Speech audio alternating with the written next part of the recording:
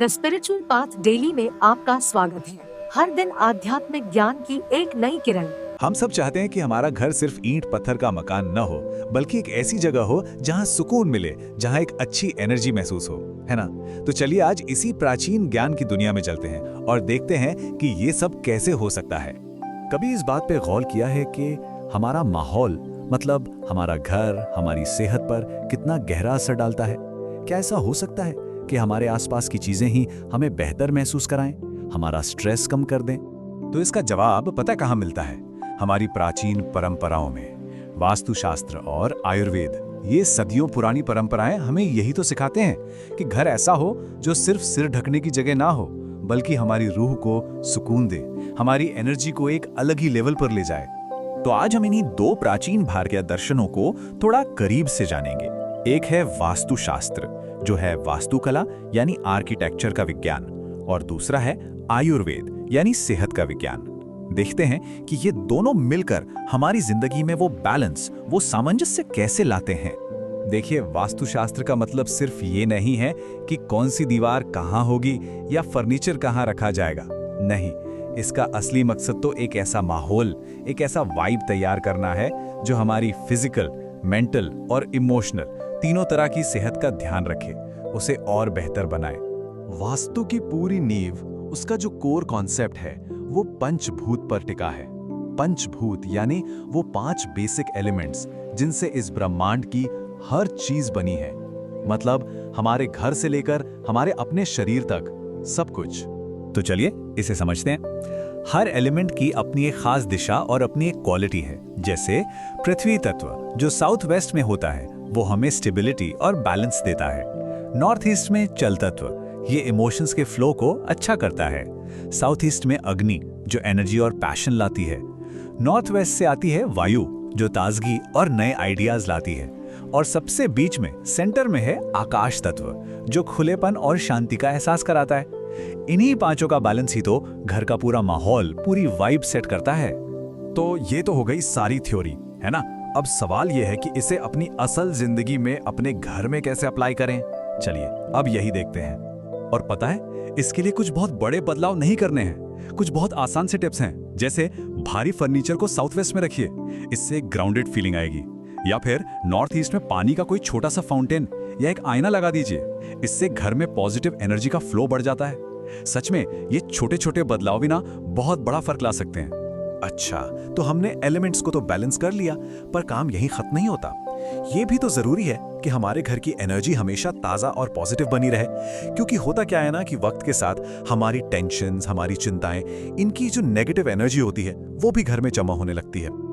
अब हो सकता है ये एक पारंपरिक तरीका लगे, लेकिन ये सिर्फ कोई अंधविश्वास नहीं है।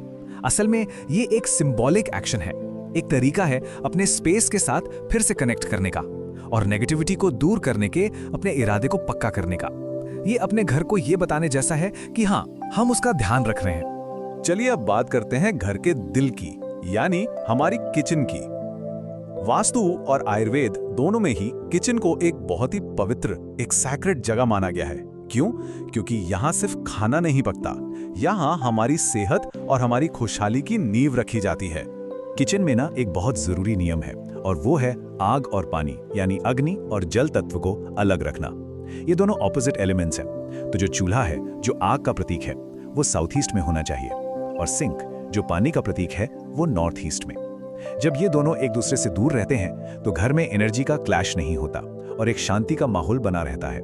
और बात सिर्फ चूल्हे और सिंक की नहीं है, किचन में बाकी चीजों की जगह भी बहुत मैटर करती है।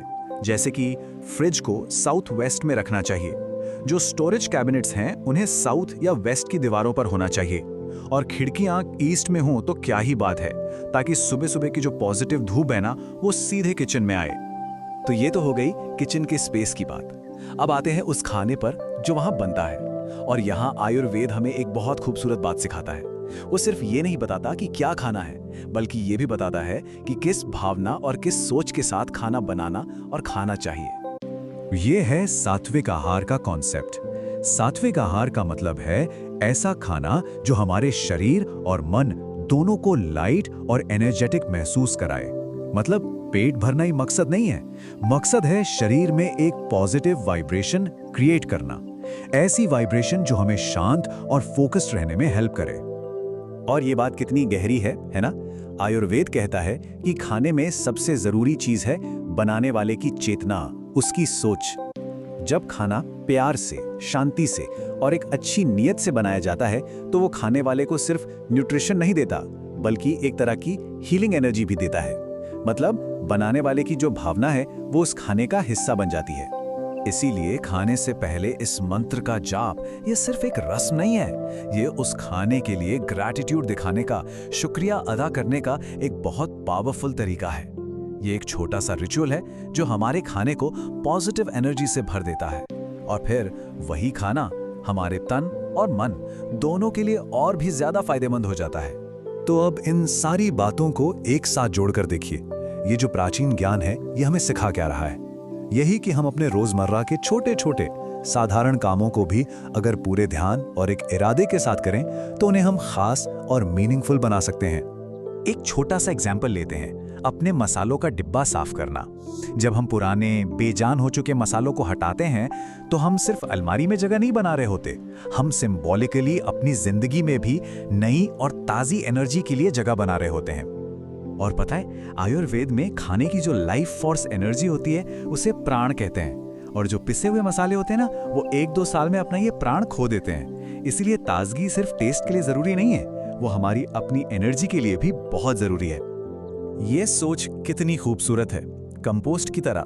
जैसे कंपोस्ट पुराने पत्तों और कचरे को एक नई उपजाऊ मिट्टी में बदल देता है, बिल्कुल वैसे ही हमारी जिंदगी के अनुभव, चाहे वो अच्छे हों या बुरे हों, वो हमें एक बेहतर और समझदार इंसान बनाते हैं। ये ट्रांसफॉर्मेशन का, बदलाव का एक लगातार चलने वाला साइकिल है।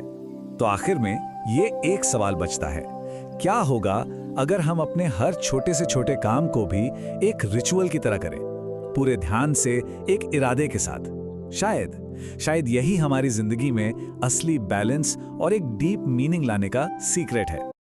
द स्पिरिचुअल पाथ डेली पर हमें देखने के लिए धन्यवाद।